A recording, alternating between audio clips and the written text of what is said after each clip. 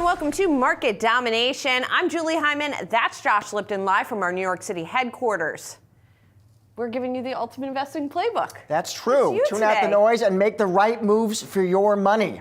We've got 1 hour to go until the market close. So let's take a look at the major averages here. We're starting at the interactive today, so we're doing things a little bit differently. As we see the Dow fall today, so we've got another decline, another sell-off going on in the markets here today. Remember, we ended Friday on an up note into the weekend, but that feeling did not last. The Dow now down 567 points, more than 1%. The S&P 500 down 1.5%, and the Nasdaq is now losing more than 2% here, Josh. Big themes playing out in today's trade. So one, you have trade uncertainty because President Trump has told you he's going to impose these tariffs on what are key U.S. trading partners. So investors have to try to think through what that means for the economy, what that means for earnings growth. And then we do have these growth concerns, which we've been talking about, which are bubbling up. And we had more economic data, Julie, today, which you could argue sort of maybe feeds into some of those jitters because you did get soft data on our manufacturing sector. I mean, in general, it's a big week for economic data. We got the big jobs report on Friday as well. Yeah, and if you recall on Friday, I was talking about the Atlanta Fed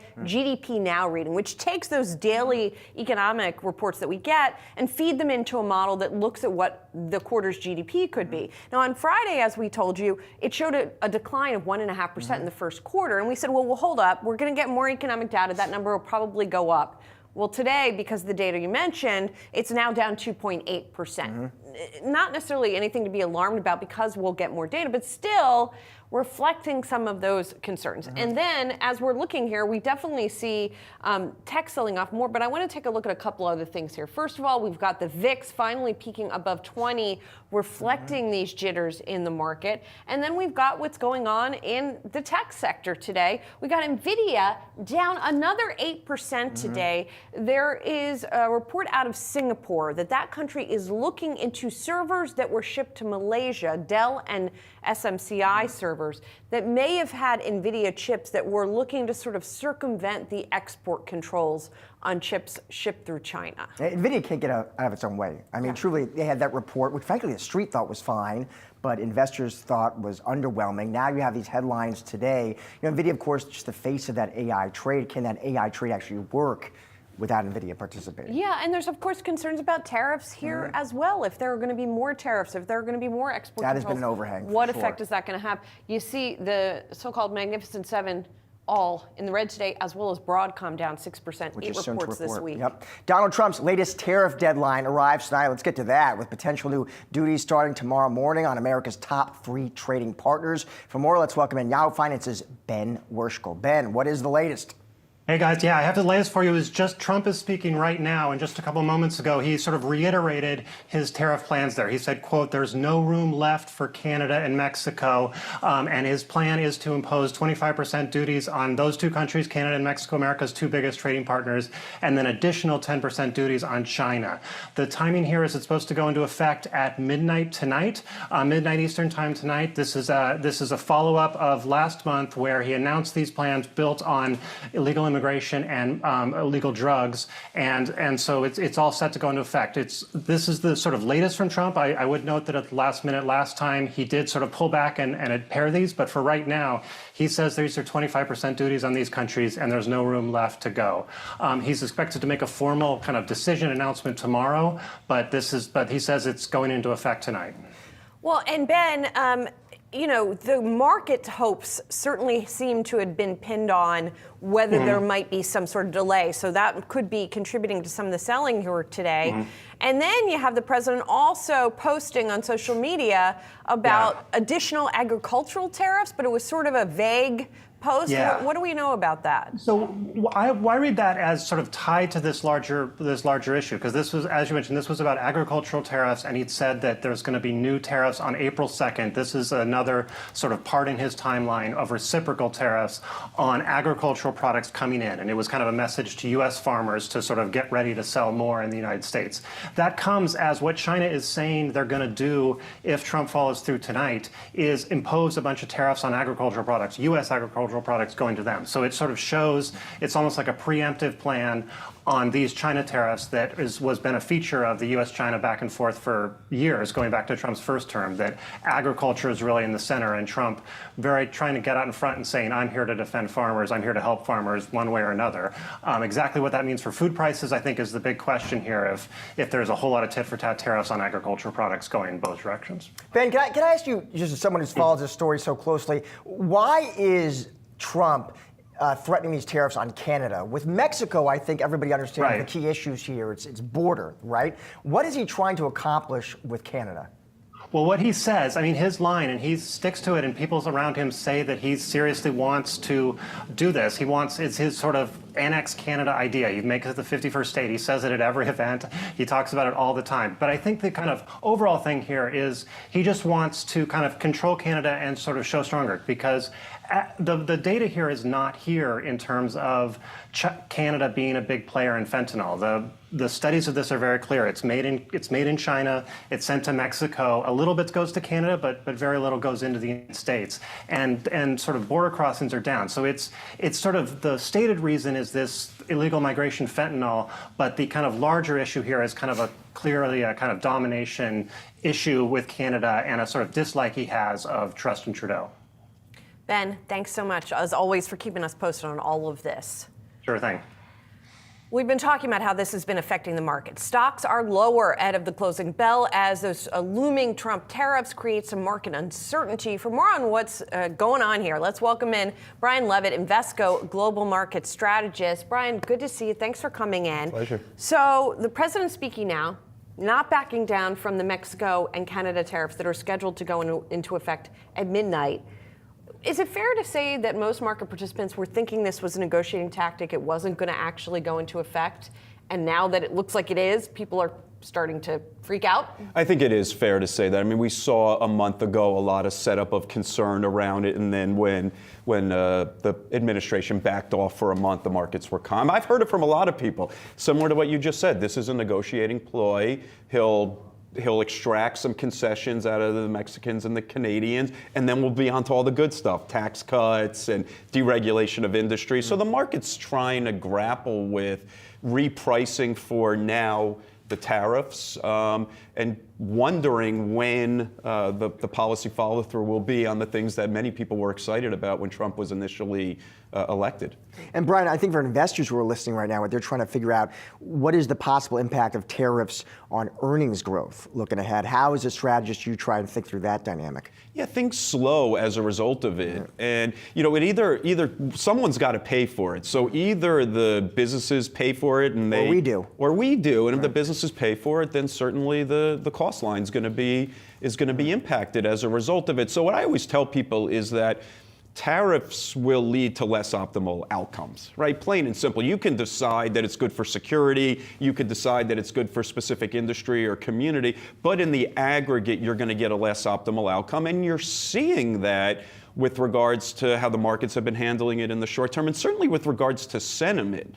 Sentiment's been pointing in many places in the wrong direction.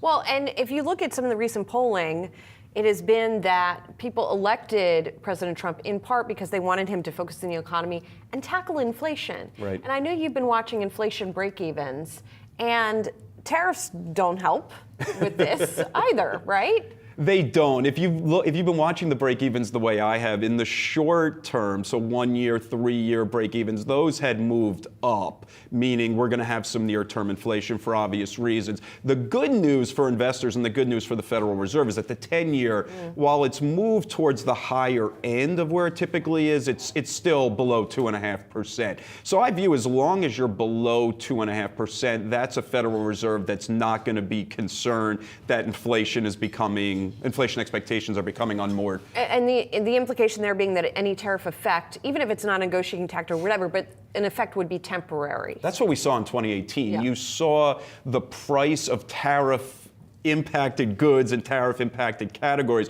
go up. If you wanted a washing machine in 2018 or 19, the price of that had gone up. The rest of the core basket, services, did not go up. because we either make substitutions or we spend less on services. So I don't think it's broad-based inflation. If you remember, in 2019, the Federal Reserve actually lowered interest rates. So I think that's a better way to think of it, that this is going to impact sentiment. To your point, it's going to impact corporate profitability to an extent. I don't believe it's end-of-cycle stuff. I believe it's a less optimal outcome, and ultimately the Federal Reserve is going to have to follow through with lower interest rates. We talked about trade uncertainty, but another big worry that we've been talking about is these kind of growth worries bubbling up. Yeah. And you got more economic data today, you got soft data on the manufacturing sector. I'm curious, are you sharing those worries, or do you believe they're overblown? How do you think it through it? Well, if you think about the balance of risk, we've debated for the last number of years as an investment community whether you should be more concerned about growth or more concerned about inflation. Once inflation peaked by the middle of 2023, I was on to growth. And I've been far more focused on growth, even with inflation at the upper end of the Fed's comfort zone. I'm okay in the upper end of the comfort zone. I'm more concerned about what this means for growth. For a long while is what do all these interest rate increases mean for growth? Most of us had fixed rate mortgages, so it didn't really matter. But now it's more, what does this type of policy uncertainty mean? And it's policy uncertainty in a variety of different areas. How's the federal workforce feeling about what Doge is doing? How's the business community feeling about what these tariffs may do? So maybe the president can start to provide some more clarity in his upcoming comments, but that's really what the market, tell us the rules, right? That's what the market wants to know. And so put all this together for us. Are you getting more defensive right now as a result of all of this? If I look at leading indicators in the United States, they're kind of going sideways or slightly lower. So that still suggests you want to be a little bit more defensive, low vol, quality. The problem with quality is people tend to think Mag 7. You want to be a little bit more value oriented with regards to quality. Interestingly enough, you have a different story outside the United States, where you're getting surprises to the upside. Leading indicators are improving in places like China and Europe. Their central banks are helping. So that's become a better story so far this year. So it's a little mixed. Recovery trade outside the United States, hoping for some pickup within the United States, but sentiment currently pointing in the wrong direction. All right, thanks a lot, Brian. My pleasure, Good thank you. to see you in person. Well, a new report projecting a potential price increase of $12,000 to vehicles. That's if President Trump's proposed tariffs do go into effect tomorrow. For more, we're bringing in Yahoo Finance senior autos reporter Pras Subramanian. This is something we've all been seeing different estimates for, wondering about, because we do know that we get a lot of vehicles and a lot of parts from Canada and Mexico. So what is this report? How does it break down? So basically they took, Anderson Economic Group took a look at certain vehicles that are North American assembled, meaning they're built in Canada, Mexico, the US, but they also use a number of parts from various regions. And the number you said is $12,000 for a particular battery electric crossover. That's how much the price would go up if these tariffs are implemented, I guess, tomorrow. It also found that a gas-powered pickup would go up by $8,000. And then they found a small car around $3,600. So there's various different actual cars that they anonymized, and they actually did the analysis. The crazy part is it doesn't even include the cost of steel and aluminum tariffs. That's not even part of this analysis. It's just based on what Trump is saying and how automakers could try to work around what they'd have to pay more money for in terms of components. So it's not exactly a good thing for them. I mean, not good for consumers either, because those are going to mostly pass down those costs to the consumers, MSRP. So pretty inflationary there. You know, for the automakers part, they're lobbying to say, hey, if you're going to do this to us, why not do this to the South Korean automakers and the Japanese automakers who are not being tariffed as heavily, and they don't make any of their cars in the U.S., right? So that's sort of the give and take there, the balance. It's sort of part of the negotiation between the automakers, the Commerce Department, and Trump at this point. And you cover the automakers so closely. When you talk about whether they'll pass them on or not, I mean, it's not like their margins are doing great right now, right? So they don't have a lot of wiggle room in terms of absorbing some of these costs themselves, right? There's no wiggle room. 5-7% maybe margins here. Like, what are you going to do? You're going to give them away for free? So they're going to have to pass on almost all of it, most likely, unless they can determine a solution, making those cars in the United States or other areas we have free trade that's not being tariffed. But then that has costs too. So ultimately, this is going to be an inflationary type of thing for these automakers, and they have to sort of determine how are they going to do this without losing market share to the Korean automakers or the Japanese automakers. Can I get your take on one of the headlines I saw today? It was in your world that I thought was really interesting. That report, Pras, that Honda might bring its next gen, I guess, Civic hybrid to the U.S. rather than Mexico, right? To avoid these potential tariffs, which you could argue does kind of dovetail with what is a primary agenda item of Trump. Exactly, and they're not the only automaker doing that. And that's sort of like, are Americans going to be okay with, I want to support American manufacturing, but I'll pay 10%, 15% more for this Civic hybrid? That's the big question. Is it going to be a popular policy when you're willing to pay more from the pocketbook to help out people in Ohio or Indiana? I think where that Indiana, where that Civic plant would be. That's the big equation that Trump is betting on, I guess. We'll see what happens. Thanks, Pras. Appreciate it. We're just getting started here on market domination. Coming up, Taiwan Semiconductor has announced plans to invest $100 billion in chip manufacturing plants in the United States over the next 4 years. We'll get to the details and what it means for the chip sector on the other side. Plus, later in the hour, we're joined by a union leader who is taking aim at Elon Musk and Tesla's share price. That and much more when market domination comes back.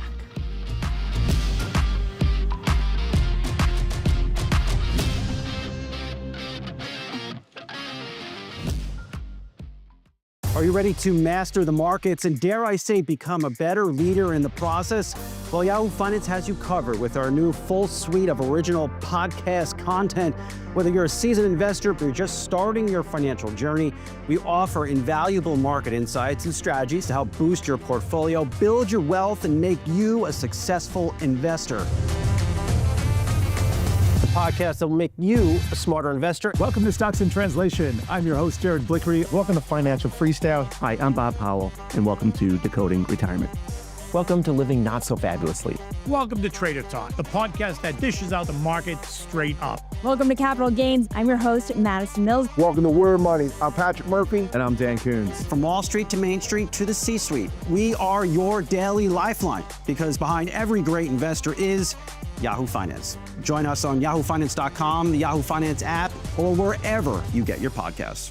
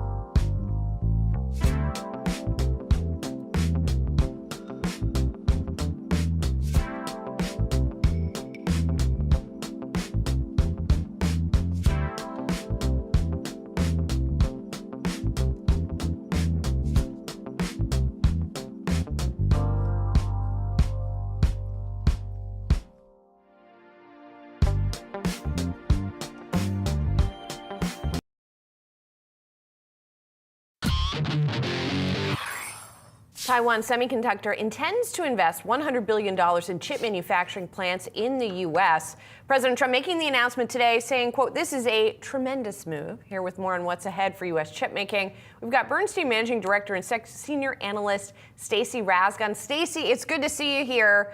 Obviously, this is the latest in, first you had the CHIPS Act by the Biden administration. Now you have this latest effort on the part of the Trump administration to build this sort of homegrown chip-making, manufacturing industry in the U.S. Is it going to work? Is this, kind of break it down for us? Well, I mean, so the goal here, at least on this announcement, seems to be leading edge. And like with leading edge, you only have a few options. It's TSMC, Intel, and Samsung. And it's really TSMC. TSMC was already spending a bunch of money here with $65 billion. It looks like from what I'm seeing that the $100 billion that they're going to invest maybe on top of that. Intel was building here, but they're actually delaying their stuff. They actually just on Friday, they delayed their Ohio efforts to 2030 or even beyond.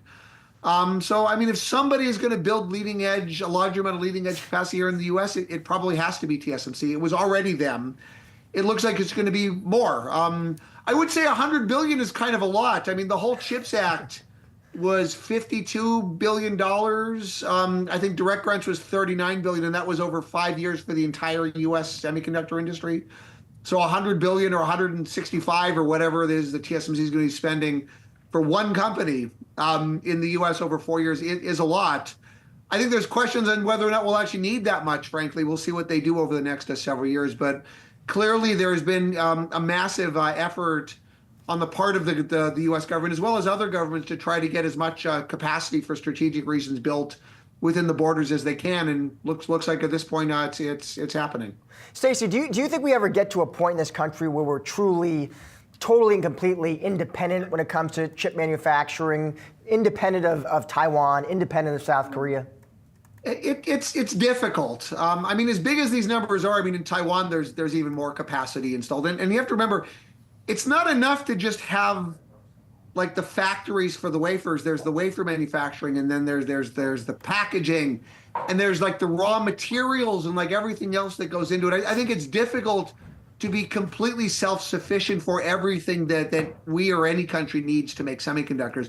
However, can we get more of that strategic capacity built here? Yeah, yes, we can, and we have been, and it looks like we'll be getting more of it. But we'll never be completely self-sufficient. I think that's a pipe dream.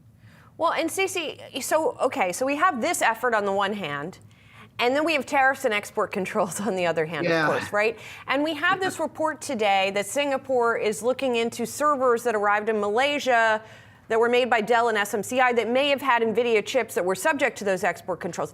Nvidia shares are down a lot today, whether it's specifically on that or more generally.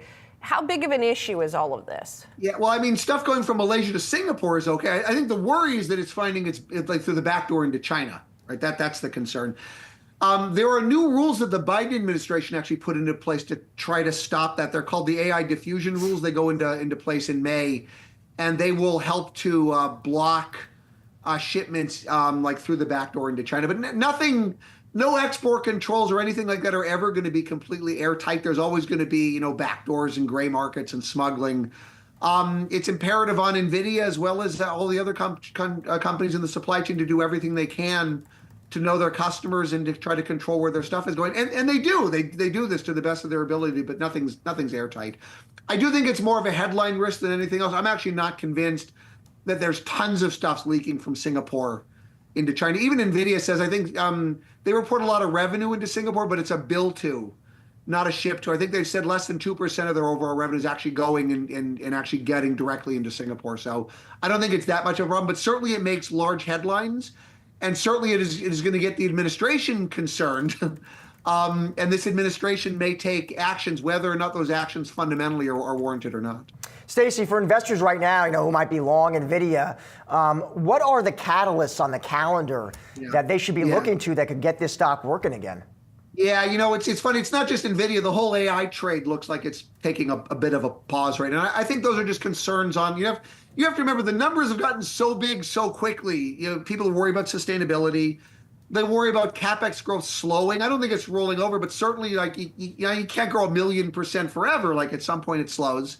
And so these are some of the concerns that people have had. And couple this with all of the tariffs and the general, everything else. There's just a lot of volatility and everything that frankly this administration is creating. It's causing issues with lots of like the higher flying growth names. And it's harder to grow when things are that volatile, and they're all kind of selling off. In terms of catalysts, I mean, we just had their earnings last week. There was a lot of nerves going into the earnings. I thought the results were actually fine. I know the stock is sold off afterwards, but the results themselves I thought were just fine. It was actually very quiet. We have Nvidia's GTC event that comes up in March, and we'll get more color on what's going on and the future roadmap and everything else. And then we'll kind of see how things go, I guess, as we go through the year. We'll look for like hyperscale CapEx guides and that sort of thing. At this point, I would say it looks like in terms of spending intentions, like from the customers, it's still going up, not down. Nvidia looks like they've sort of like released the floodgates in terms of the supply issues they had on Blackwell. They are still supply constrained. They are likely still to remain supply constrained. I actually think the fundamentals look fine, but clearly like people's nerves have gotten a little more on edge, and Nvidia, as well as a lot of the other growthy stocks, have started to sell off. Well, let's talk about another one of the growthy stocks briefly, Broadcom, because it's reporting earnings later this week after close on Thursday. The shares, along with Nvidia's, are down today. In the case of Broadcom, about 7%, right? And Broadcom, late last year, it sort of came to the market's attention, they're going to be able to make all these in-house AI chips for these companies. Is that thesis still intact here? What are you expecting from the numbers? Yeah, no, I think so. And you have to remember, it's not like they were already making them, right? Their biggest customer is Google. They've been working with Google for 10 years on this sort of stuff. So I don't think that was new, but certainly they were able. It wasn't a narrative that was as widely spread as, say, the GPU narrative for NVIDIA. And so it started to catch people's attention. And they got excited about that. I think there still are some nerves broadly on the overall AI trade as it relates to them. I think there's some nerves about, again, some of these new China regulations, because one of the 3 customers for these ASICs that they have, one of them is widely believed to be ByteDance. And so there's some concern over, especially given some of the new regulations. Remember, it's no revenue right now, but can it come to fruition like over time if those Chinese regulations are in place? So there's some concern there. I get all that worry.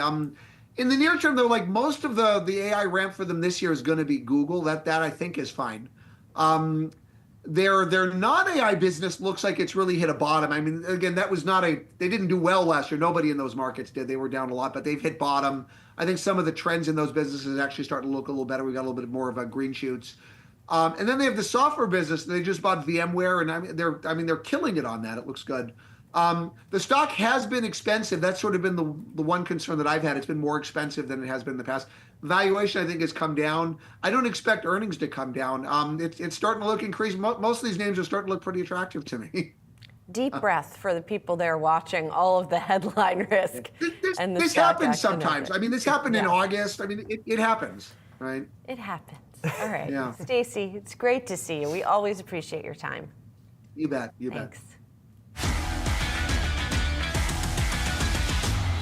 Now time for some of today's trending tickers. Let's start with AbbVie here. That stock is higher today, but it did pair some of its advance. The pharma company announcing a license agreement with a company called Gubra for an obesity drug. Gubra is a Danish research company. Will receive $350 million in upfront payments, up to $1.88 billion in development. I mean, basically what this is a perhaps GLP-1 alternative that AbbVie is now betting on here. There are questions, though, about how competitive it'll be in the market. Yeah, I mean, so AbbVie looking for new growth opportunities. To your point, Julie, I did see Bloomberg analysts who know the name well cited as talking about that early data on the Gubra compound suggests it may deliver, they say, results in line with, in fact, a closer to market treatment from a rival Danish biotech. So interesting competitive landscape kind of shaking out there. Which is maybe why the stock is up more than it is, even in a down environment. Yep. Our next trending ticker, let's check out this one. Sonova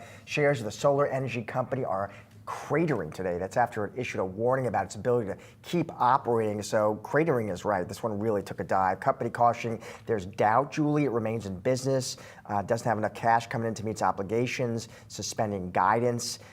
Company saying substantial doubt exists regarding our ability to continue as a going concern for a period of at least 1 year. Yeah, bottom line, they might go out of business. And really, this is just the latest in a trend that we've seen among the rooftop solar companies, plagued in part by high interest rates, which have not been helpful. A lot of these projects, when you put solar on your roof, it's financed. And so there's been less demand because of that. And then add to that the incoming Trump administration, either getting rid of or threatening to get rid of some of the tax credits that had made it more affordable for people to put these things on their roofs. And so Sunrun recently cutting its cash generation guidance for the year. Now you have Sonova. So this is a sector that really has been battered. CEO saying the fourth quarter was challenging for the industry, talking about stubbornly high interest rates along with regulatory and political uncertainties, to your point, Julie, made both consumers and capital providers more cautious. Yeah.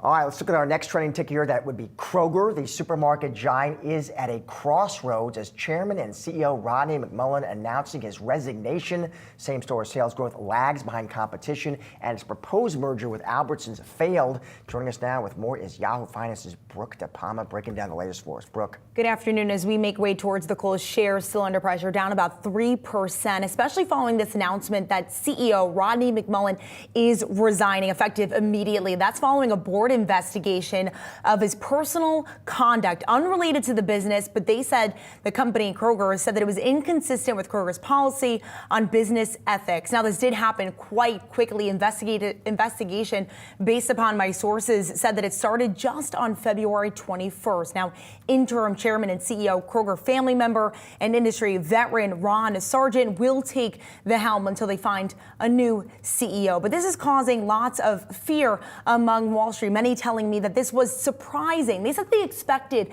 a C-suite shakeup, but not like this, and not certainly happening like this for Rodney McMullen. But this comes as the company has seen lots of shakeup in the C-suite over the past year. There's a new CFO coming in, officially set to begin on April 3rd and joining the company on March 10th after its former CFO left for Costco last year. It also saw a C-suite change up for their chief merchandising officer. That was actually a former leading internal candidate for CEO, but they also stepped down at the end of last year to become the CEO of Circana. In addition to that, Kroger has been lagging against its competition, especially against Walmart and Costco. And when you think about it, what sources are telling me is that this has been quite disappointing. Consumers are pulling back from discretionary purchasing. They should be going to grocery, and Kroger not showing up there. And of course, this comes after that failed $24.6 billion merger with Albertsons that was blocked by the FTC late last year.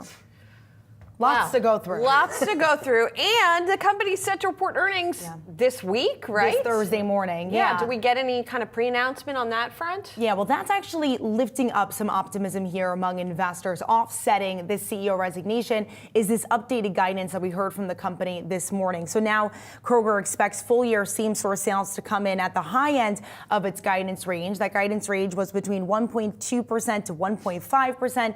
They also shared that they now expect adjusted earnings to be slightly above the high end of its guidance range. That high end was $4.45. So sources telling me that that's sort of offsetting this pressure that we're seeing from this fallout of the CEO, and also some optimism here that 2025 will be a stronger year after the company has really been distracted for the past 2 years over this potential merger.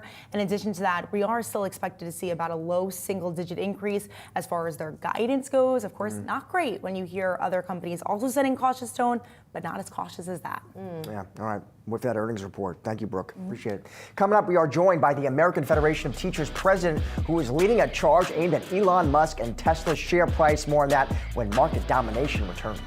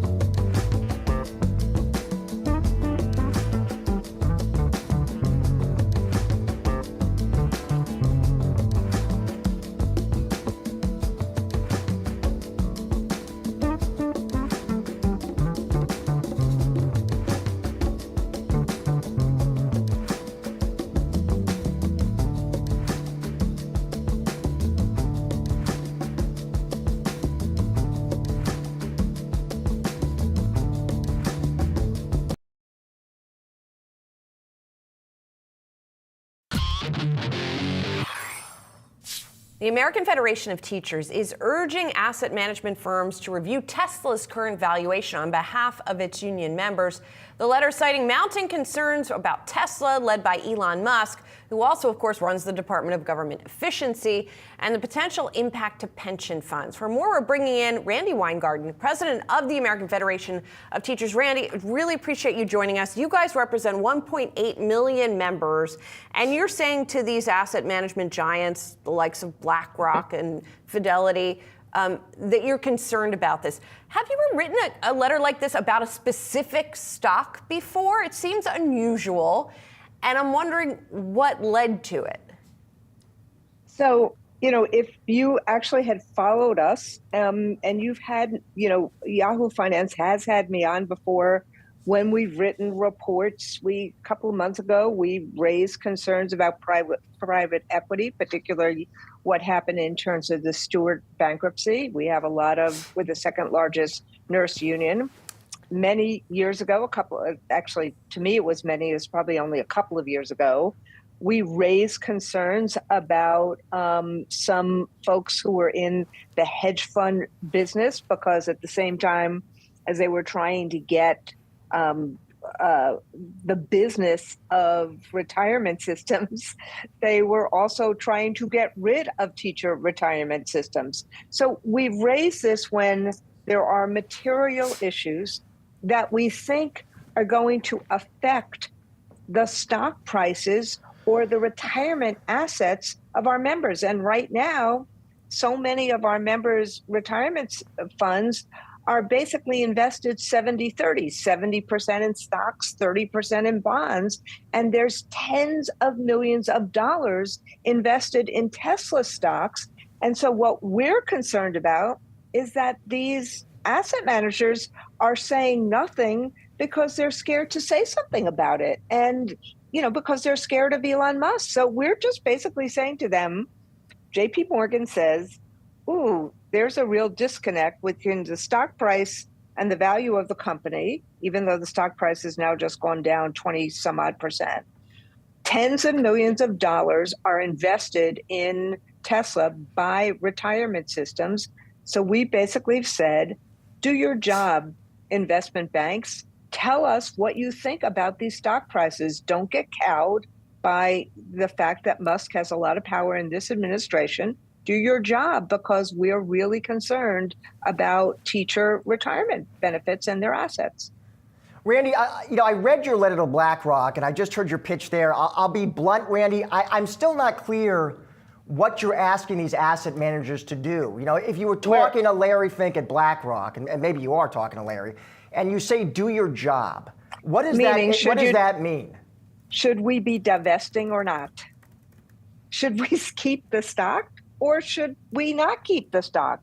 I'm not an investment manager, and certainly I don't want to deal with this through a political lens. So I'm asking the experts, because frankly, if the stock all of a sudden goes down even more precipitously than it has, and tens of billions of dollars are invested in it, then how do you create the replacement income in terms of these retirement systems? But Randy, surely you knew. Listen. Stocks are investments. They carry higher risk and potentially higher returns than other assets. You could have put your money to work in plain vanilla, right? Savings. I know. Right? You did it. You chose. And now it seems to be, is the message you're surprised that stocks go up, but they also sometimes go down? Oh, come on. Give me a break about that. We know that stocks go up and stocks go down. But when retirement proceeds are invested to the tune of 70% in equities, and tens of billions of dollars are invested in Tesla stock, and there's at least one analyst who says, hold on, there's a real disconnect here. I don't want to see a rerun of what happened in 2008 when all of a sudden those banks went under. Well, Randy, and that's what we're saying. To be fair, let's cut through it for a minute here, because I don't think anybody thinks that Tesla is systemic in the way that the financial crisis that the banks are. I don't know. Was on their, Randy. There's an FT article today that said that that Rana Fahor wrote that said that my letter was justified. I don't know what the answer is. It's not that the valuation, I mean, there are lots of companies in the S&P 500 whose valuation is probably over. Randy, this is the only one run by the guy who is cutting stuff at the Department of Education. Let's get to it here. Is that what this is about? Is that this guy has a lot of power? Here's a way to hit him where it hurts because you all believe he's doing damage to the American education system?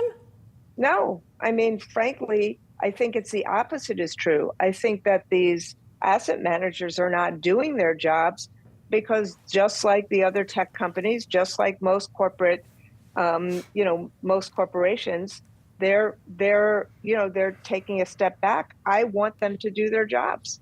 And so frankly, whether it's, Tesla, whether it's Elon Musk, whether it's another big company, the issue for us is actually the opposite of what you're saying.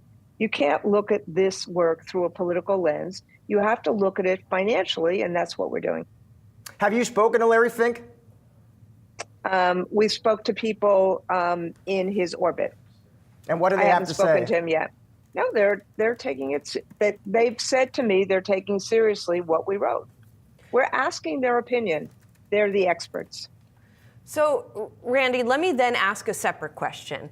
You're the experts on education, right? And on teachers and the work they do in this country. So separately then, what's happening with the Department of Education, the cuts that we are seeing, in particular to the research that the DOE does? Look, we're just like both of you, just like every school teacher I know, you got to reject the binary. You have to be able to go on both tracks at the same time. And so we have actually sued Elon Musk and Doge because of what they've done in the Department of Education to essentially steal people's privacy and their assets. And we've gotten a temporary restraining order on that. But equally, if not more important, we are really concerned about the cuts to children's education that Donald Trump and others, including Project 2025, want to do. They want to take the basically $100 billion that goes to poor kids and disabled kids and for career tech ed and to kids who are trying to go to college for the first time in when maybe the first of their generation to go to college and they don't have the funding to do so. All of those things are basically federal dollars that go directly to kids and to schools. And so tomorrow, there are going to be actions all across America. I'm hearing we have close to 1,800 actions, maybe even more, to basically say, let's protect our kids. And don't take this money that goes to poor kids or disabled kids and use it for tax cuts. Or don't actually block grant it so it can go to vouchers. So we're doing all that at the same time. And we're also saying to Donald Trump and Linda McMahon, I assume she's going to be his ed secretary, don't take a wrecking ball to the education department. Make it more efficient. That's great. I mean, my union never wanted the education department in the first place. We wanted to keep it where it was. But don't take a wrecking ball to children's education. Randy, thank you so much for your time today. Appreciate it. Thanks. Thank you.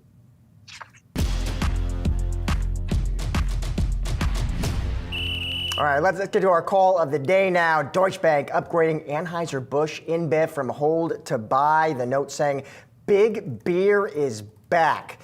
Deutsche Bank raises this rating to a buy. Reported earnings and sales that beat for the quarter, by the way, on February 26th. They say to their clients, we believe ABI is steadily building a track record, they say, of strong delivery despite prior exogenous challenges that should command a higher multiple, Julie. Yeah, and it talks about 13 consecutive quarters of organic EBITDA growth that is at or above the company's guidance. So basically just saying the fundamentals are improving for this company, and we know it's a down market today, so we're watching for stocks that are not going down. Yeah, they go on to say ABI offers an attractive combination of EM growth with dominant market share. They talk about digital leadership with beer and improving U.S. and a relative immunity from broader structural challenges within beverages, Julie.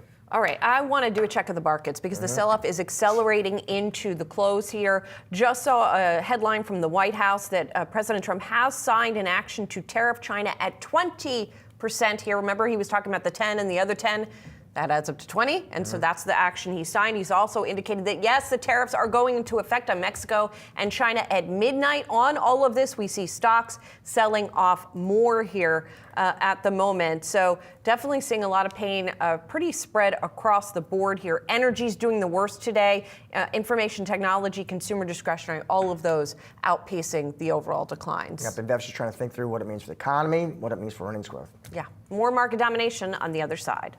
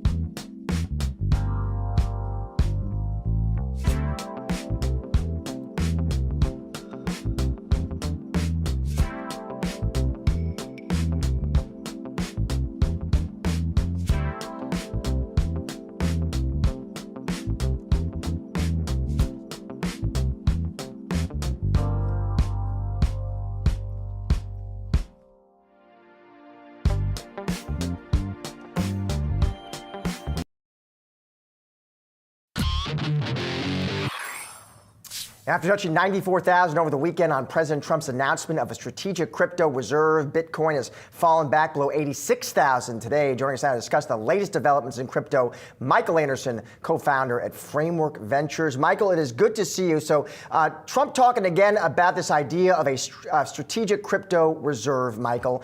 This time he also mentioned not just Bitcoin, but also some smaller tokens as well. Did that surprise you, Michael? Yeah, well, it was really interesting that it came through over a tweet. I think what we can kind of piece together from the tweet is that all the assets listed kind of originated from teams based in the United States. So it does seem that there's a focus on crypto being built in the U.S., but I think what he also said in a follow-up tweet is that the core of the crypto reserve will be based around Bitcoin and Ethereum, the core assets that are the basis of the entire blockchain ecosystem.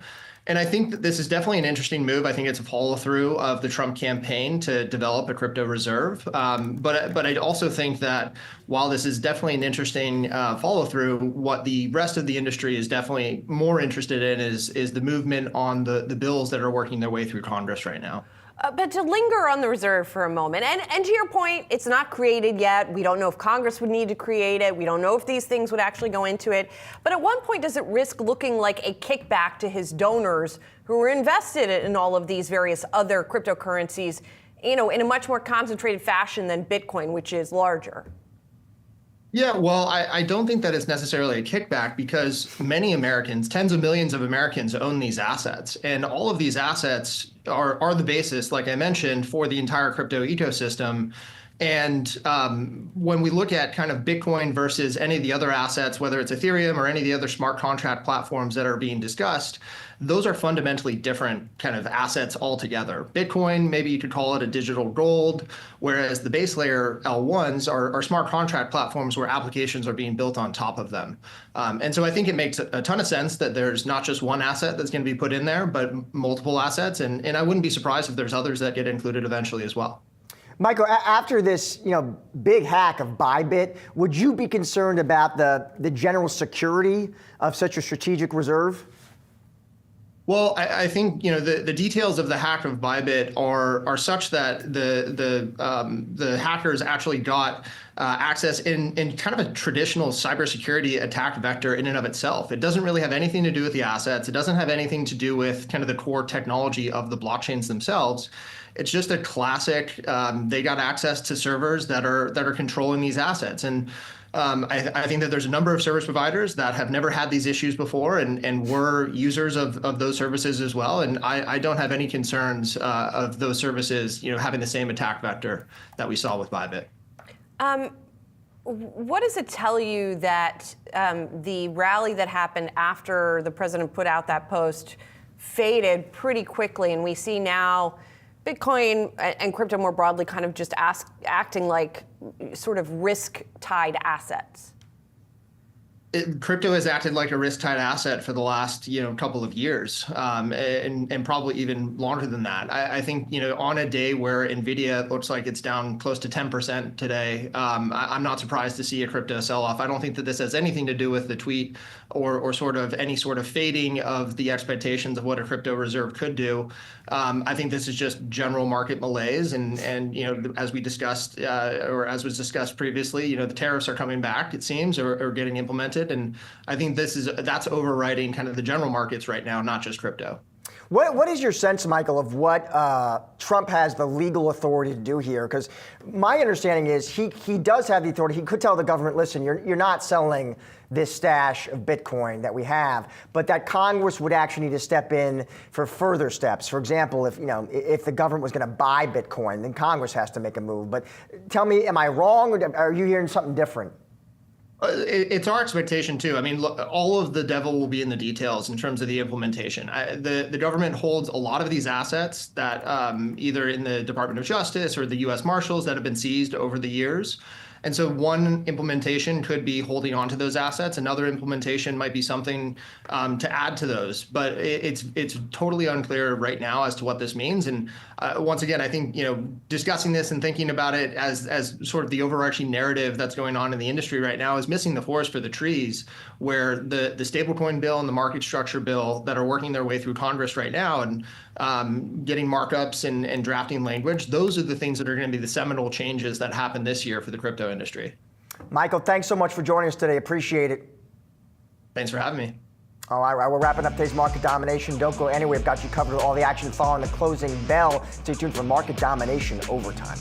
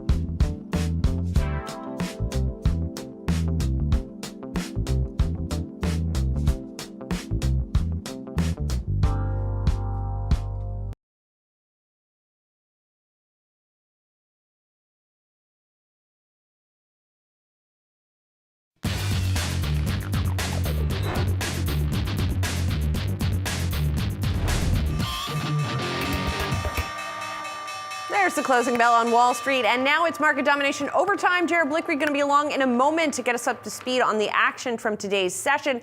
And there was a lot of it. Let's take a look at where the major averages ended the day. The Dow just up off its lows of the day, but barely, down by nearly 650 points, off by 1.5%. Now, there was selling, sort of deterioration in the morning, and then selling accelerating into the afternoon as President Trump seemed to confirm that indeed the tariffs of 25% on Mexico and Canada are going to affect midnight. There's not going to be a last-minute reprieve. Then also the White House, a White House social media account had tweeted out that he also signed into effect the tariffs on China that now amount to 20% on top of what they had been under his previous administration. So all of that equaling some selling in stocks. The S&P 500 down by 1.75%, and the Nasdaq, the worst performer of the three major averages, down by more than 2.5%. Let's take a look under the hood now. Jared's is here for that. Hey, Jared. Hey, thank you, Julie. This is the worst day for the S&P 500. We'll dial that up behind me. Since 12/18, that's December 18th, that was a Fed day. That was a hawkish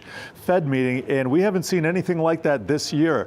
Let's take a look quickly at the 10-year T-note yield. That's down 5 basis points.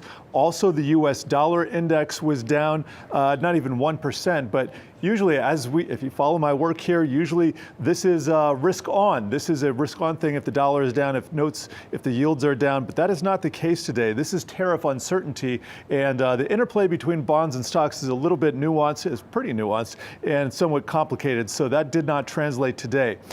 I want to point out XLK and XLE both down more than 3%. There we go. Pretty bad day for energy. Worst day in several months. Also seeing crude oil down to multi-month lows. That has to do with the demand picture. So not even a weaker dollar, which is usually good for commodities, could help that complex today. Crude oil is suffering a bit of a decline, not shown here on the screen. Want to get to the Nasdaq 100. That's where a lot of this carnage is. Nvidia down over 8%. This is the worst day since DeepSeek. I'll show you a year-to-date chart so you can see how that is deteriorating. Now we're at the lowest point for 2025, down about 15%. And we're seeing all chip stocks under a bit of pressure today. Well, not NXPI. You can see that little rectangle down at the bottom. That's up 44 basis points. But AVGO, that's Broadcom, down 6%, Taiwan Semi down 4%, the list goes on. If you peek inside the ARK Innovation Fund, a lot of these names are down substantially as well. Hood is down about 6%, looks like DraftKings down 5%, Shopify a little bit less than that. And if you take a look at the Dow, which has tended to be a little bit better, do a little bit better on the days when the Nasdaq is down, we're not seeing too much strength there. We got some strength in PG and J&J. Those are typical defensive plays. So pretty risk-off day, and I'll send it back to you, Josh. Risk-off is right. Thank you, Jared. For more on today's market moves, let's welcome in now Emily Rowland, John Hancock Investment Management Co-Chief Investment Strategist. Emily, it is great to see you as always. We've got stocks in retreat. I've got red all over my screen here, Emily. President Trump says, indeed, yes, confirming these tariffs are coming on key trading partners. Investors trying to make sense of this, Emily. What does it mean for the economy? What does it mean for earnings growth? I'm sure you're getting questions from your clients. What are you telling them?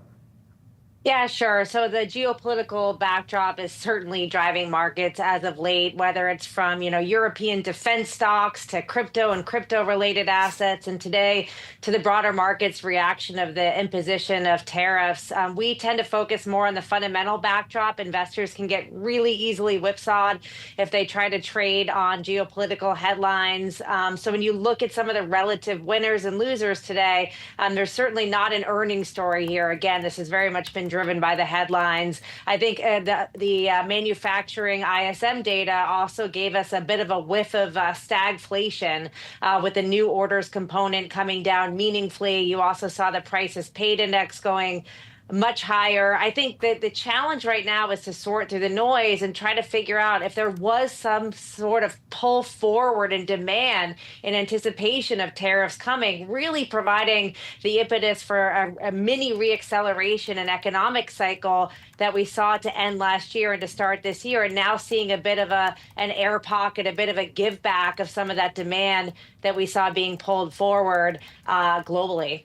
Well, Emily, I guess that gets to the question of Okay, yes, you can ignore the geopolitical, the trade headlines, but you can't really ignore the economic data, right? So how do we figure out if there is a more profound slowdown going on here? That seems to be what the market is really concerned about here.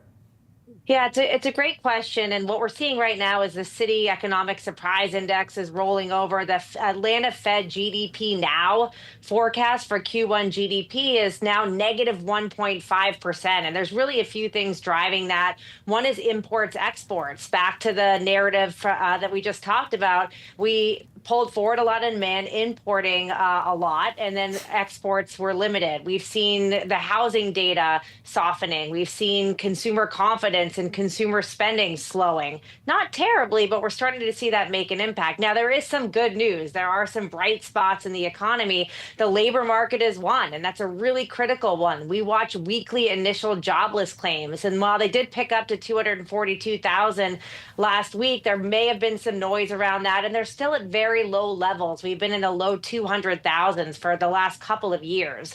So as long as the labor market remains healthy, that's a good thing. We also watch high yield bond spreads, still very, very contained. That tends to be sort of the canary in the coal mine, the sign that there might be something more nefarious happening from an economic growth perspective. And we're at about 280 basis points over treasuries, picked up a little bit, but still very, very low. So those are the two leading indicators that we'd be watching closely for signs that there's something more sinister brewing.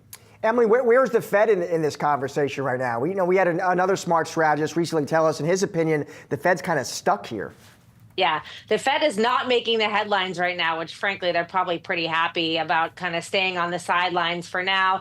Again, the employment picture is decent. Inflation is slowly moving back down to the Fed's 2% target. Of course, there's some noise right now around tariffs and the potential for that to be inflationary. But on the other side, the housing component of inflation is seeing some meaningful downside pressure. Demand is very, very challenged right now. Insurance costs are high. Mortgage costs are elevated. Unaffordability is a big issue, and supply is coming back online. So we actually think the shelter component, which drives about 2/3 of CPI, is going to see a meaningful move lower, especially as we head into the back of the half of this year. So the Fed can't really do enough with the dual mandate right now to resume cutting right now. But we think that they're able to do that again as the second half of 2025 plays out.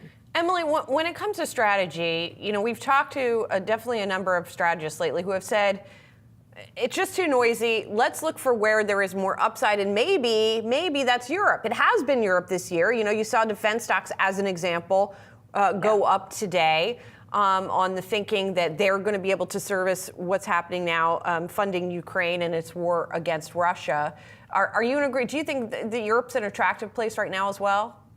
Yeah, it's remarkable to see the outperformance of non-U.S. equities and emerging market equities to start this year. I would point out that in the fourth quarter, U.S. equities absolutely trounced non-U.S. equities. A lot of that based on the post-election excitement, animal spirits, America First policies, pro-cyclical policies, tariffs, all, again, contributing to that. So there's a little bit of a give back. You're also seeing, non-U.S. assets were pretty unloved. So there's, I think, some performance chasing here, some momentum going on in the space.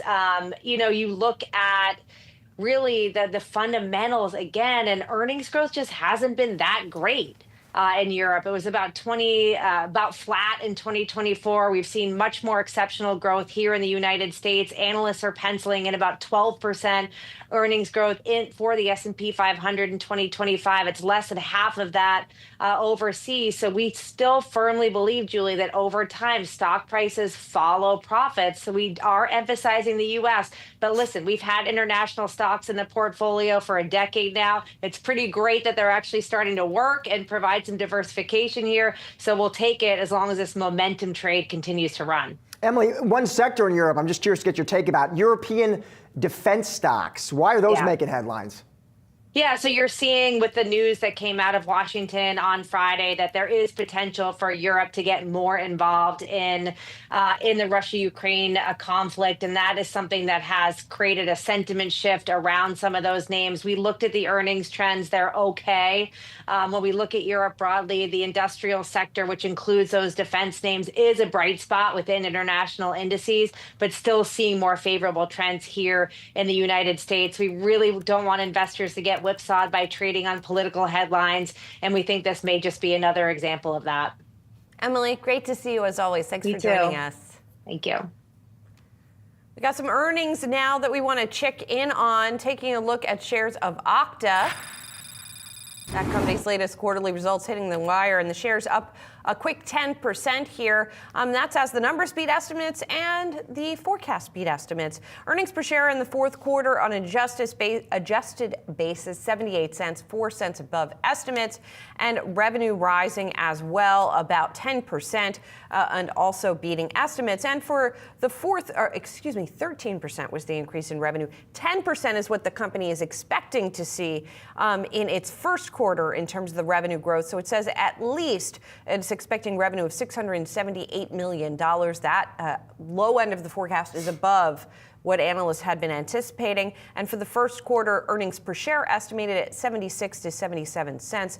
Analysts had been looking for 70 cents. So beating on all counts here. Heading into the sprint, this one's interesting because the stock was down nearly 20% over the past 12 months, though it was up about 15% so far this year and tacking on another 12% here in the after hours. Remember last month they did announce that restructuring plan, reduced their workforce by about 3%, talked about reallocating resources. I'm interested to hear more about that. Also, they've spoken about their focus on kind of go-to-market improvement. So a couple of big trends and themes. I'm interested to hear more from their CEO about that. Yes, well, guess what? We're going to hear from their CEO. Just like that. Yeah, be sure to catch Yahoo Finance Executive Editor Brian Sozzi's exclusive conversation with Okta CEO Todd McKinnon.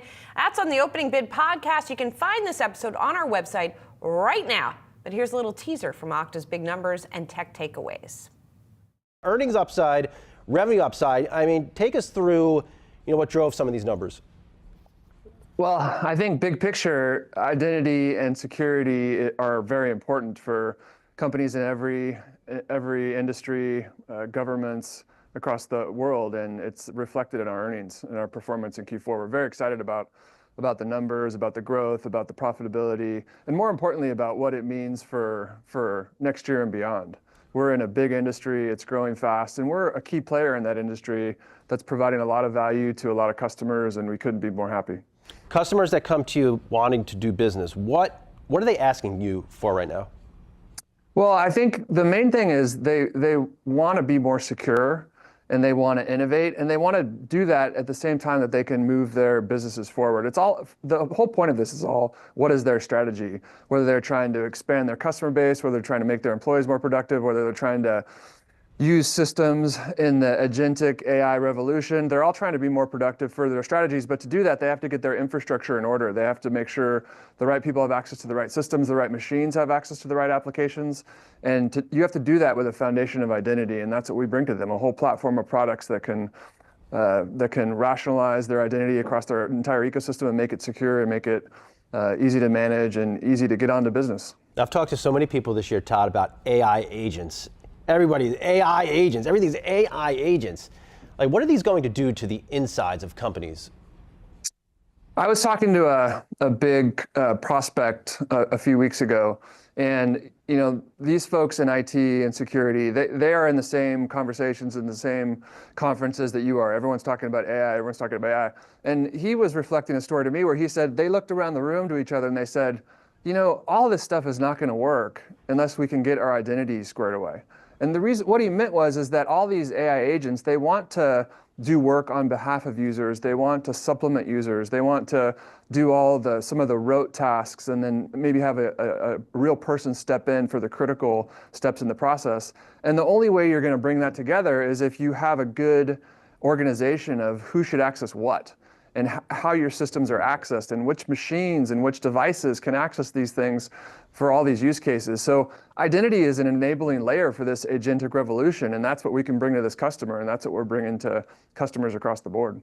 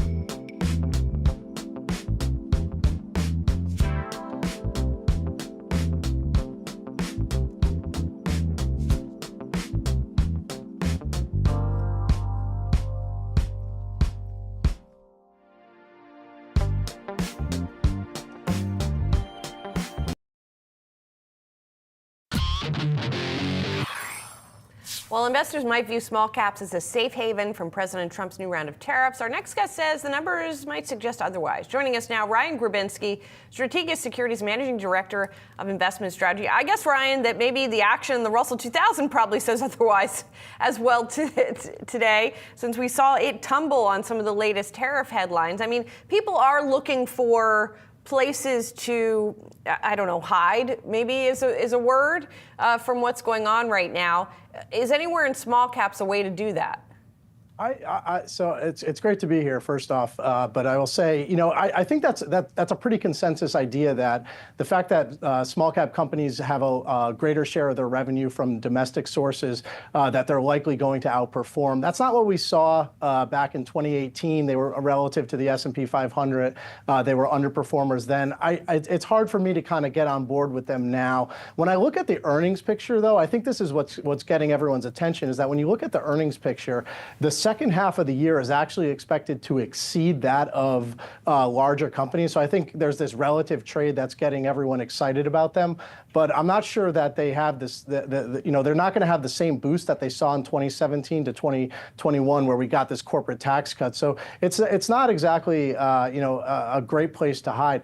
I think another, what's probably more interesting is if you think about potential industries that could actually benefit from the tariffs, right? So one of the things that I'm thinking about here is the fact that if you think about, okay, there's going to be 25% tariffs on autos potentially. That ultimately, what does that ultimately mean? How does that resonate into an industry like insurance, for example? If auto prices are going up, insurance premiums are going to go up. Perhaps that's one industry that has pricing power. The other industries, maybe that is kind of getting away from small caps, but a similar idea on the domestic revenue focus is actually the utility sector, right? The utility sector in the fourth quarter was really driven by the AI, the additional need for power generation and AI. But perhaps now it's simply the fact that consumers are going to pay their utility bills. Everybody has to pay it, and they're getting rate increases, right? I know in my home state of Connecticut, we're seeing 7.8 to 10% rate increases. When I travel throughout the country, that's pretty common from what I hear from our clients as well. New York's going to see a 10% increase. I was just in Boston last week. They're talking 10, 11% as well. So it's certainly utilities might be a place to hide. And when you go back to inflation, that's a really small component of CPI overall. So thinking about areas that could potentially benefit from the tariffs is a different approach. Everyone wants to talk about all the negatives that we're hearing about in the news every day, including not too long ago today. Ryan, kind of a bigger question for you, broader question. I know you say when the market is moving against you, and there's a lot of red on the screen today, you say, Ryan, it can be kind of tough for investors to keep their perspective. So help us with that perspective, Ryan. Just big picture, where are we? Where do you think we're headed? Yeah, I mean, we have to keep things in context, right? So it was February 19th where the S&P was at an all-time high. So if we were having this conversation 2 weeks ago, nobody would be concerned about tariffs. They'd say, oh, there's nothing going on. I mean, the market's down. On an average year, the market declines by about 14 or 15%. The average drawdown. We haven't seen one of those in the past several years. So it's really a lot of investors are really quick to jump to this idea that we're going to a recession. But we're seeing a momentum unwind. We're seeing a growth slowdown. That's certainly showing up in the Atlanta GDP now numbers. But the question is that already priced in? And are we going forward?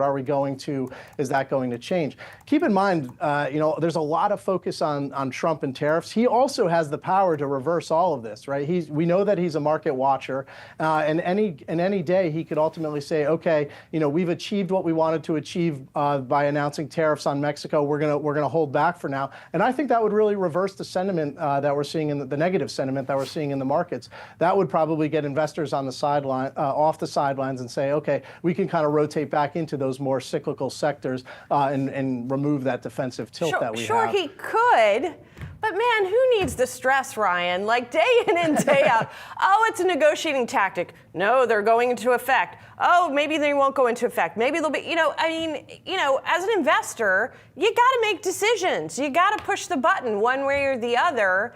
And it's hard to push the button when you don't know the answer to that question, right? Certainly. I mean, you could say the same thing about, from a corporate financial planning perspective. They come up with their budgets well out, and if you don't know what the rules of the game are, what the rules are going to be, it's hard to make that capital investment or make that decision. So I certainly understand that, from an investor standpoint. But at the end of the day, we have to kind of play the cards that we're dealt.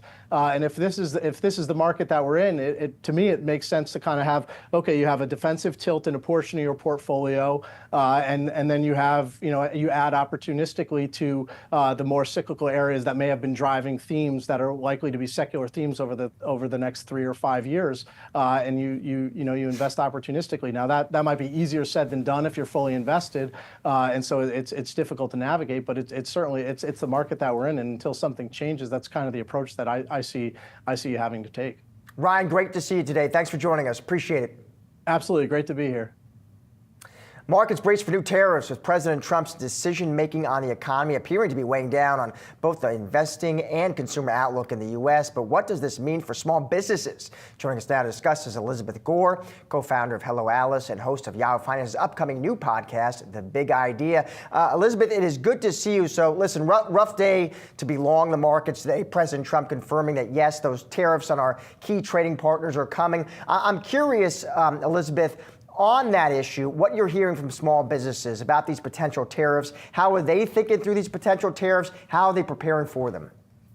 Yeah, there's a sense of nervousness, particularly when you think about your coffee shop, your dry cleaners, folks who have to buy supplies day in and a day out. The costs of goods sold are going to go up, whether we like it or not, and they're either going to have to absorb that cost or they're going to have to pass it on to the consumer.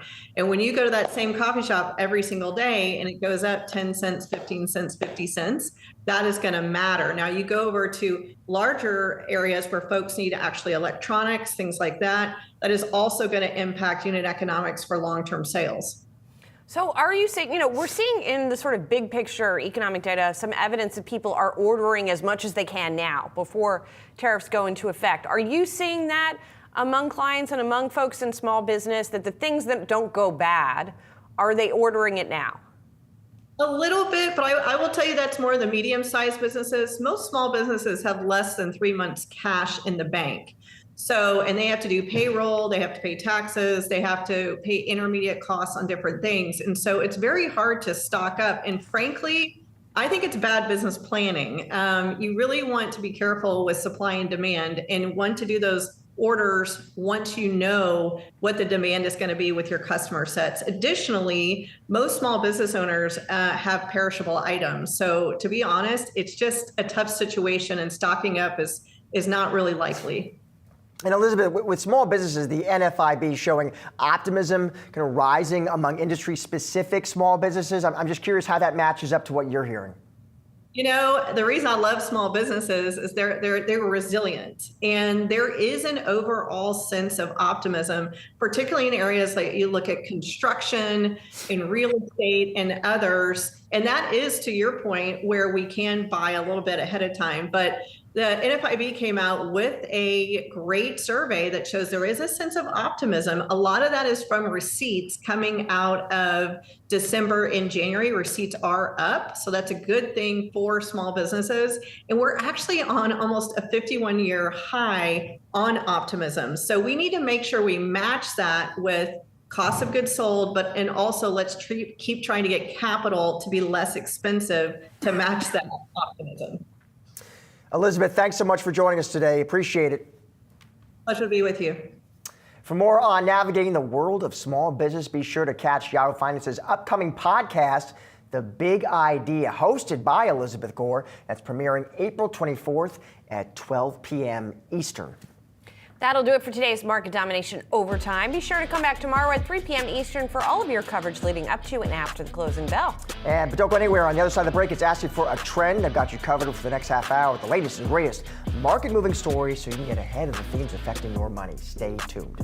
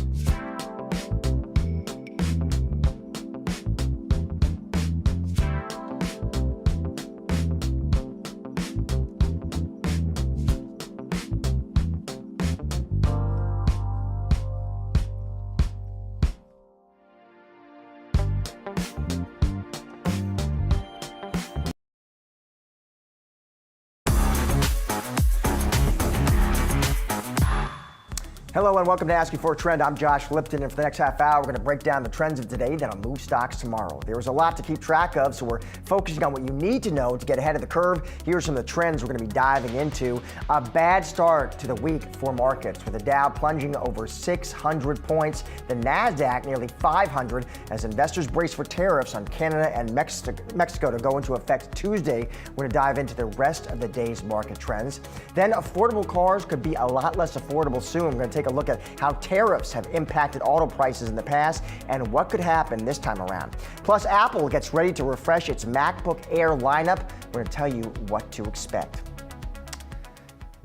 For our chart of the day, we're taking a look at the potential impact of tariffs on the auto industry. Yahoo Finance's Julie Hyman joins me now with a closer look. Julie. And specifically, we were talking about the 25% tariffs that are set to go into effect at midnight on Canada and Mexico. President Trump saying earlier today that they're going into effect, that the time to make a deal has run out. So what effect does that have on the auto industry in particular? It's one of those that is the most exposed to these tariffs that are set to go into effect. And that's because a lot of the cars that are sold in the U.S. are imported into the U.S. Now, just over half of the cars sold in the U.S. are actually made in the United States, 53%. This is from data that was collected by the Wall Street Journal. But then 16.5% are made in Mexico and 7.6% made in Canada. So that obviously would have an effect. The others split between places like Korea, Japan, Germany as well, the rest of the world. A lot of different automakers do assemble their cars in Mexico and in Canada. But even part of this 53% that make their cars and then sell them in the United States get parts from other places in the world. Auto parts they import into the U.S. and they then assemble the cars into finished products here. So that's another way that we could see tariffs make their way into the cost of vehicles. Then consider it's not just the Canada and Mexico tariffs, but also the steel and aluminum tariffs that are set to go into effect in a couple of weeks from now. That also could have an effect on other types of steel and aluminum products that are imported from other places, even besides Mexico and Canada. And as our Prasubramanian reported earlier, the Anderson Economic Group now indicates that you could see price increases to the consumer of over or at least $12,000 per vehicle. Now, this is on certain vehicles, right? There is a big range, but it looks like that there will be some kind of cost if and when these tariffs do go into effect as they are planned, Josh. Thank you, Julie. Appreciate it. Well, the auto industry is one of many bracing for President Donald Trump's proposed tariffs, potential 25% tariffs on Canada and Mexico, adding pressure to an already difficult landscape for car buyers and automakers. For more, I want to bring in now Ivan Drury, Director of Insights at Edmunds. Ivan, it is good to see you. So these tariffs on Canada, Mexico, China, sounds like they're coming, Ivan. I want to dig into what that means for the market you know so well, which is the car market. Starting on vehicle production, Ivan, how much is indeed coming, by your guys' math, from Canada, from Mexico, and how has that sort of evolved over time, Ivan?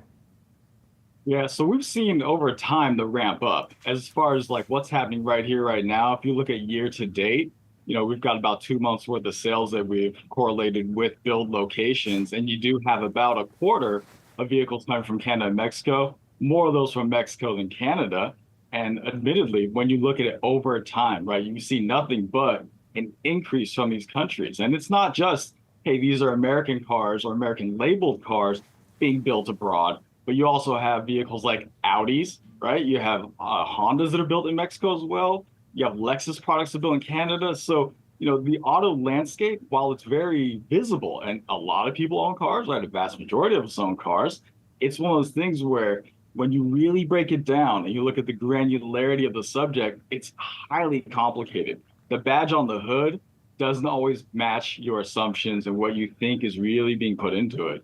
I'm curious, Ivan, how car companies been responding to these potential tariffs? What moves have they been making? Have they been shifting production?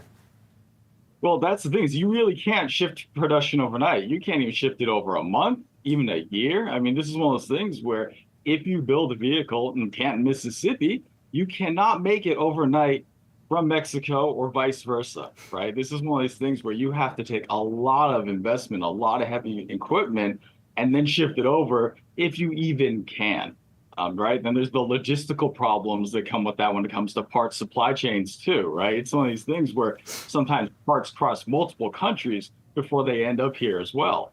And earlier your reporter was talking about the parts that go into it. It's like an F-150, right? Seen as one of the most American products, actually has majority of products sourced from elsewhere, but its final assembly is in the States.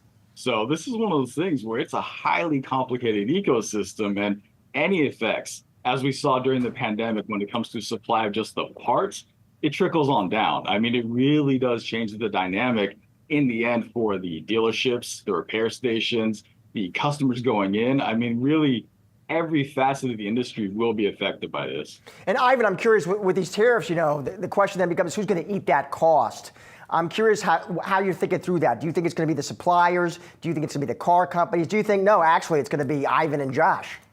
I think it's going to be a combination of all of the above, right? We're looking at D, everybody. Automakers know they will not be able to sell these cars at 100% passed on tariffs. They're going to have to take some back. It might not be obvious, though, right? It might not just come in the fact that, yes, the dealership's charging more once they get the product. It could be fewer incentives. If you see like a 1.9 or 3.9 APR offer that was here in February, disappear in March, disappear in April, you can chalk that up pretty much to tariffs, right? This is one of those things where there's so many different aspects when it comes to buying a car. The price, the outright price, isn't always as obvious as you think it is. It's one of these things where when you look at the incentive structures and how those are laid out and where will these tariffs really hit, even vehicles that aren't heavily tariffed at the full 25%, if you look at kind of the competitive segment that they're within, if they are being hit heavy, it kind of trickles on down, right? If you're a competing automaker, even though your vehicle doesn't have tariffs, you're not like, your motions and your motivators to provide those same level incentives or the dealer's flexibility on price might not be there as well. Some company-specific news today, Ivan, I want to get your take on too. Ford telling us today, reported about a 9% drop in auto sales for February. Dig under the hood, what was interesting is if you looked at their electrified sales, Ivan, so there it's pure EVs, it's the hybrid models. Those actually popped about 23%. Looks like the gas-powered models fell around 13%. I'm curious, you read those numbers, can we extrapolate that from Ivan and just see where these trends are heading for the rest of 2025?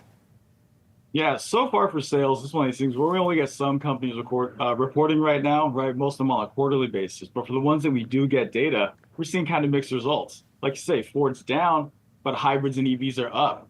It's one of these things, they've put a lot of incentives, especially on their EV product line, because some of those, they have lagging sales, right? They are still selling off a lot of 2024 model year vehicles when it comes to Ford. So if you're a consumer and you're looking for a deal, right away, you can just point your way towards Ford. You'll see some incentives there. But at the same time, right, like you mentioned, the gas-powered products, all right, like your standard F-150s or your like Mustangs, things like that, they're not moving as quick. If you look at somebody like Subaru, they've had a great month. Mazda had a great month. The Korean automakers, they too have had some good months. So really right now, it is highly speculative as to, who's going to be hit the most going forward. And like I say, one of these things is that some of these automakers, they're trying to think of how do we circumvent the problem of tariffs, or how do we, build up supply. Right now, we're looking at roughly like 3 million units of new car inventory in the market. And while that sounds good, and that's something that is positive, especially compared to those pandemic years, you think about pre-2020, pre-pandemic, we're looking at more like 4 million units, right? 4.2, 4.3 million. So we're still not there yet. And I think that for some automakers, they're running at capacity already. There's nothing that Toyota and Honda could have done to stock up the dealers with more inventory.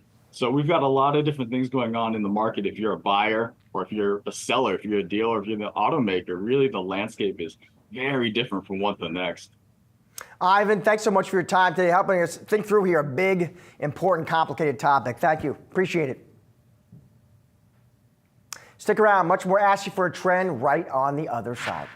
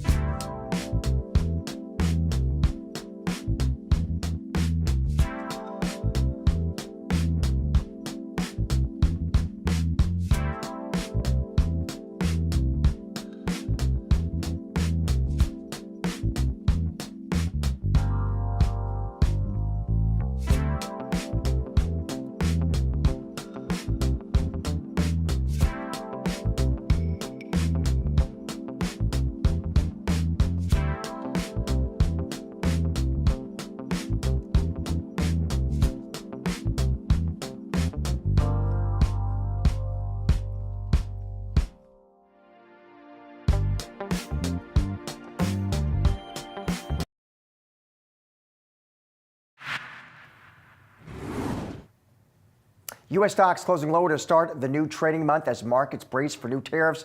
And Yahoo Finance's Jared Blickery joins us now with the trading day takeaways. Jared. Takeaway number one, it is risk off. That's what we saw today, and that's kind of been the pattern recently. I'm going to show a few markets here. Might as well start with the mega caps, but I can talk about the indices as well. It was a worst day for the S&P 500 since December 18th of last year. That was a hawkish Fed day, and the list goes on. Russell 2000 has lost its 200-day moving average. Now the Nasdaq Composite has, and these are the mega caps here. Nvidia just had its worst day, down almost 9% since DeepSeek. That came 1 week after inauguration, January 27th. Even Berkshire Hathaway, which tends to move opposite some of the Mag 7, because it is kind of a value play in there, that was down 1% as well. So across the board, we have just been seeing this risk-off behavior. So much red on the screen today, right? Yeah. Reasons. What are the reasons for bullishness? Give me what would make you bullish? Well, that's a good question. So I mentioned that we've been having this pattern recently of gap up. That means we start the day above where the prior day ended, and then we have been heading down into the close. So that kind of has to reverse. But more importantly, we've just seen this big expansion of volatility. And I'll show you the. I'm going to start with the dollar here, and I'll show you the 10-year as well. So this is actually the 10-year. This is back down to a 3-month low. That's about the lowest point we've seen on the chart. I can also show you the US dollar. It's a very similar look. And usually the dollar is risk favorable when we see it down like this. Not today, and we can get into that in a little bit. But here's the S&P 500.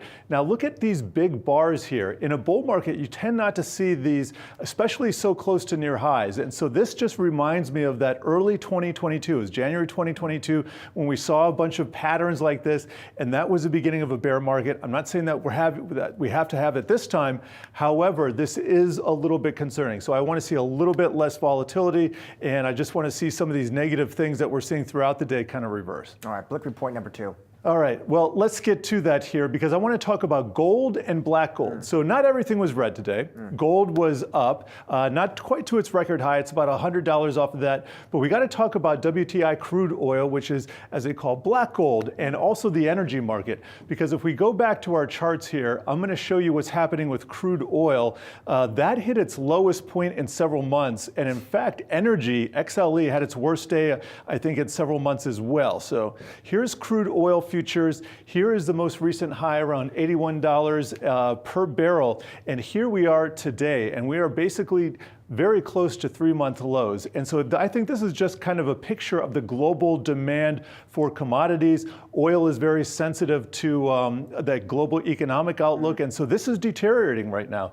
So crude oil looking bad. And I'm going to show you the sector action for today as well, because I think it was very instructive that we had not only energy, but also tech leading to the downside. That's the growth and value trade right there, and they're not looking very bullish. Can I ask though, if some of our eagle-eyed viewers might wonder, since Jared just told me the dollar is down, shouldn't that have been bullish for commodities? Yeah, so that's a very good point. And I talk about the US dollar being down as a tailwind for risk assets, but in the context of all these tariffs and the uncertainty that it's bringing, that is not bullish. So in fact, a lower dollar combined with these lower oil prices is just saying that the global outlook is generally deteriorating. Which brings us to point number 3, Bitcoin, the ultimate risk barometer, right? So Bitcoin is now reversing the Trump bump. And I think this is very, I don't want to say impressive. I guess I was impressed by the price action, but not in the best of ways. I'm going to show you. I walked into this screen this morning. This was bright green. It was up 8 or 10%. Now it's down 8%. What's going on there? Well, let me show you the last 5 days price action, because we got that huge surprise over the weekend. President Trump announcing that strategic crypto reserve. That is the Trump bump right there. Got us right back to 94,500, and now it has reversed all of that. And within the bigger picture, I'm going to put a 1-year chart on. This is a little bit concerning. This is the top that we had, and I was a little bit concerned about the breakdown that we had Friday, saying that it could go all the way down to 70,000, and that is still kind of my target. I remember on Friday, that was the level you were watching. Yes, 70, sir. Right? So Friday, I had this reason that Bitcoin, and I'm going to go back to our chart charts. I had a prepared chart that shows volume and why I was bearish on Bitcoin until 70,000 on Friday. This little outline here shows you where all the transactions have been. So just by price memory alone, just by price action alone, which is the very basis of technical analysis, this points to this level right here, 70,000, as being kind of a magnet for price. And let me get rid of these drawings here. So what happened in the meantime, we came down overnight, we came up, and now based on this pattern right here, this is a Fibonacci extension, negative 23% to the downside. I don't want to get too wonky here, guys, but that is pointing to 71,000. So now I have a reason to get bullish at 70,000 or 71,000, but not until then. So I still think there's more downside. Levels to watch. Thank you, All buddy. right. Perfect. Thank you. Meanwhile, Apple CEO Tim Cook posting a short video on X with the text, "There's something in the air." The tech giant teasing a new device coming to the company's Air lineup. Here with a closer look at what this means for Apple, we have Tech Radar Editor-at-Large, Lance Ulanoff. Lance, it is great to see you. So let's start there. Apple CEO Tim Cook, he posts on X, "There's something in the air." What is in the air, Lance? What devices, what models do we think are coming? Is this a new MacBook Air? Is it a new iPad Air? Maybe it's both, Lance. Well, we've certainly been hearing rumors about the MacBook Air featuring the M4 chip for quite a while. So if you go back to last year, we saw the M4 chip first in an iPad Pro. So it's kind of strange that the latest, greatest chip showed up there first, then it showed up in the MacBook Pro. And so now it's time for the MacBook Air to get that bump. And I have to say the graphic right there just is all about speed, right? It's air with something darting through it. So it's about the speed and performance of the M4 chip. This is obviously guesswork on my part. Apple said nothing as usual, but we think that's possible. The timing is also right for an iPad Air. I mean, Air is kind of an inclusive term. It doesn't just mean the MacBook. So we think there's a possibility. And the iPad Air might also feature an M4 chip. So, these are some of the things that we're thinking about. And if these new models, Lance, if they came with that powerful M4 chip, would that mean these models would be better with Apple Intelligence? Well, starting with anything that was featuring Apple Silicon, starting the M1 and above, they all supported Apple Silicon, but there are more neural processing units in the M4 chip, so maybe slightly better performance. But again, most of the performance that you see, the quality of Apple Intelligence is based on what Apple turns on with each incremental update of iOS 18. We just had iOS 18.4 show up with a couple of updates, but still not the full boat of what we're expecting for Apple Intelligence, what was promised to us now almost a year ago at WWDC 2024. A broader question, kind of leading me where I wanted to go, Lance. What do you make so far of Apple's efforts in AI? What grade would you give the iPhone maker? Oh my God, I hate to give a grade. Maybe a B-. I mean, look, this has been incredibly frustrating. Apple, you've got to think back to Apple was a leader, right? It was Siri. They were first with Siri. It was actually before Alexa, right? And then Alexa came out and it became more popular as a digital assistant. And Siri kind of trundled along, got some brain transplants. It's gotten incrementally better over the years. But now in the AI space, right? In the AI revolution, we have 3-month update cycles. And we've been waiting a very long, 10-month period for Apple to fully deliver the thing they promised. And one of the things that they promised with Siri is that it would understand what is on your screen. It would know the device and know you. And that hasn't happened yet.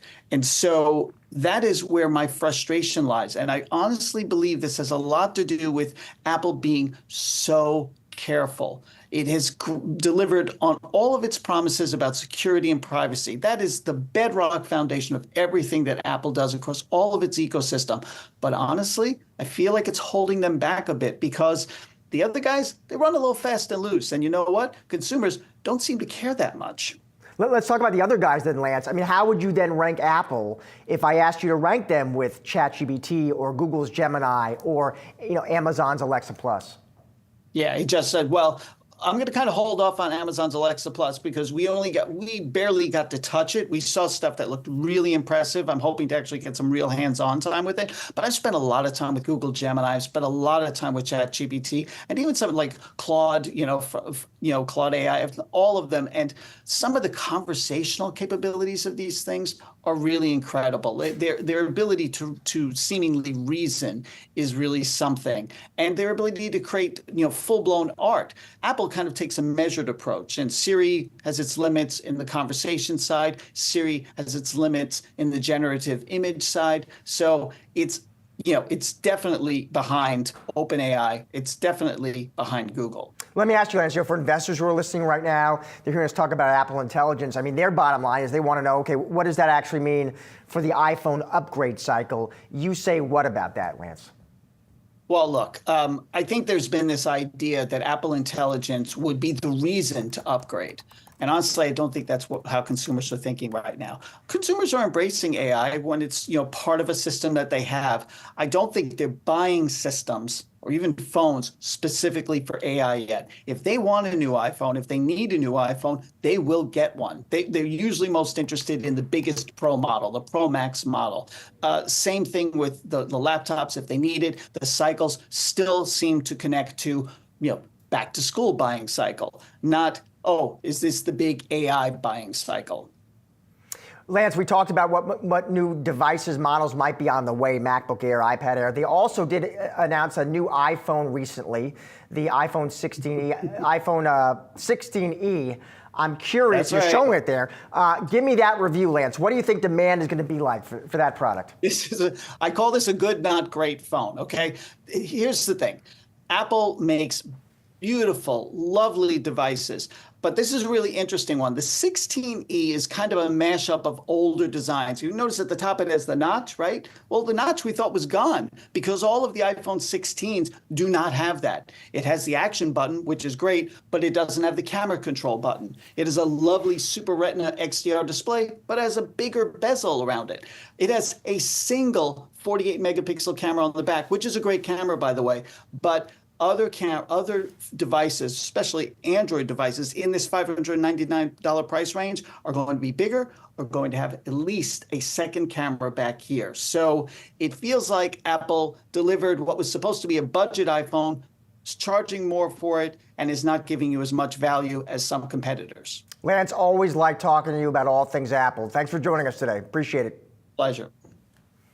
Time now for what to watch Tuesday, March 4th. Starting off on the economy, President Donald Trump's 25% tariffs on imports from Canada and Mexico are taking effect. Trump citing the levels of fentanyl coming in from both countries as the reason for the tariffs. Additionally, Trump said he is also imposing a second 10% tariff on China.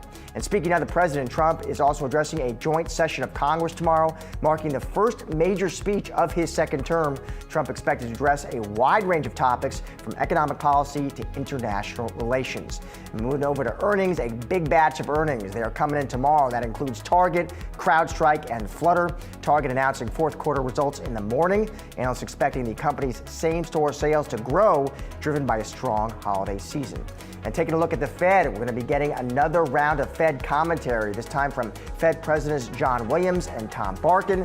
This coming after comments from Atlanta Fed President Raphael Bostic last week. Bostic saying that interest rates need to stay in restrictive territory and continue putting downward pressure on inflation. Well, that is a wrap on today's Ask for a Trend. Be sure to come back tomorrow at 4:30 p.m. Eastern for all of the latest market-moving stories affecting your wallet. Have a great night.